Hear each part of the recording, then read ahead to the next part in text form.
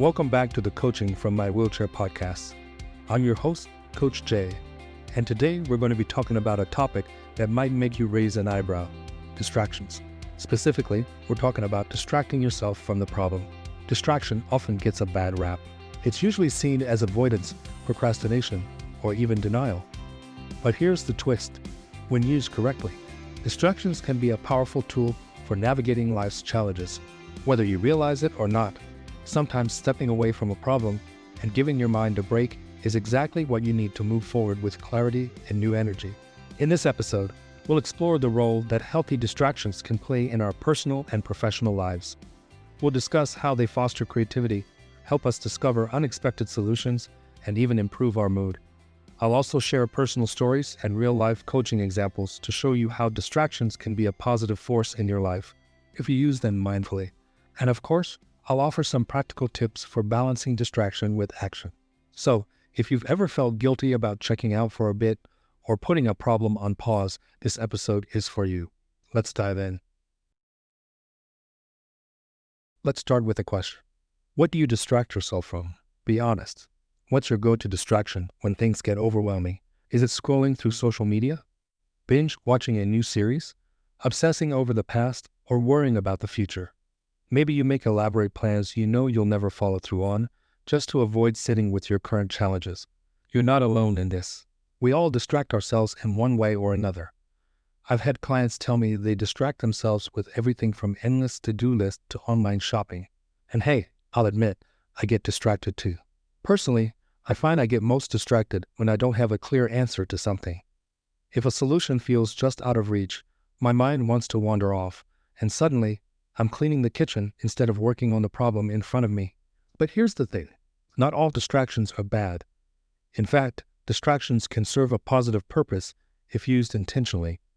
When we give ourselves permission to step away from a problem, even temporarily, we can actually reduce stress and come back to the situation with fresh energy and new ideas. So, instead of beating yourself up for being distracted, let's talk about how you can use distractions to your advantage. Let's explore some of the surprising benefits that healthy distractions can offer. Believe it or not, stepping away from a problem can open up new pathways that lead to growth, creativity, and better problem solving. Let's dive into 3 specific benefits of positive distractions. 1. Distractions foster creativity. You know those moments when your mind wanders, and suddenly you get a brilliant idea out of nowhere? That's the magic of creative distraction. When we allow our minds to roam freely, we pick up inspiration from our environment, whether it's people, places, or things. I had a client, Lisa, who was a graphic designer. She came to me frustrated because she couldn't seem to finish a project. Her creative flow was blocked, and no amount of staring at the screen helped. I encouraged her to step away and engage in something she enjoyed, so she took a walk by the river. During that walk, she noticed patterns in the ripples on the water, and boom, just like that, the inspiration she needed hit her. By allowing herself to be distracted, she opened her mind to new possibilities she wouldn't have found sitting at her desk. 2. Distractions deliver solutions.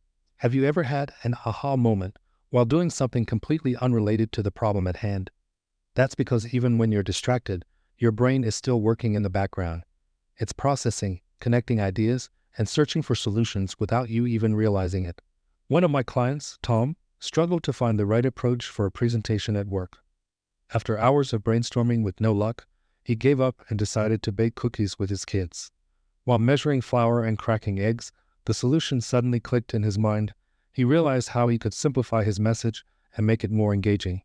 Sometimes, stepping away from a problem allows your brain to connect the dots in unexpected ways. 3. Distractions improve your mood. Let's be real. Problems and challenges can put us in a funk. The more we dwell on them, the worse we feel. That's because rumination, the habit of going over a problem again and again, can lock us into negative emotions. Distractions, however, give us a chance to break that cycle. I had a client, Rachel, who would spiral into negative thoughts whenever she hit a roadblock at work. She'd replay every mistake she made in her head until it affected her mood and motivation. We worked on introducing healthy distractions like gardening and listening to podcasts to help her break the rumination cycle. Over time, she noticed that these distractions not only lifted her mood, but also gave her the mental reset she needed to tackle her challenges with fresh energy. Now, let's be clear. Not all distractions are helpful. There's a difference between using distraction as a way to recharge and using it as a way to avoid reality. If you find that distractions are keeping you from ever facing your problems, it might be time to reassess. Here are some signs that a distraction may not be serving you. You avoid addressing the same problem repeatedly. You feel guilt or shame after engaging in the distraction. The problem grows worse the longer you avoid it. If this sounds familiar, it may be time to pause and ask yourself, what am I avoiding? Sometimes, distractions are a way of telling ourselves that we need help or a new strategy to move forward. So, how do you use distraction effectively without falling into avoidance? Here are 5 ways to make sure your distractions are working for you, not against you. Set a time limit. Use distraction as a break, not an escape. Give yourself 15 or 30 minutes to do something enjoyable, and then return to your task. Choose productive distractions. Engage in activities that stimulate your mind or body like exercise, reading, or cooking. These activities can enhance your creativity and problem-solving abilities. Be intentional. When you choose to distract yourself, do it mindfully. Say to yourself, I'm taking a break to reset, instead of slipping into a mindless distraction like endless scrolling. Use distraction to reflect.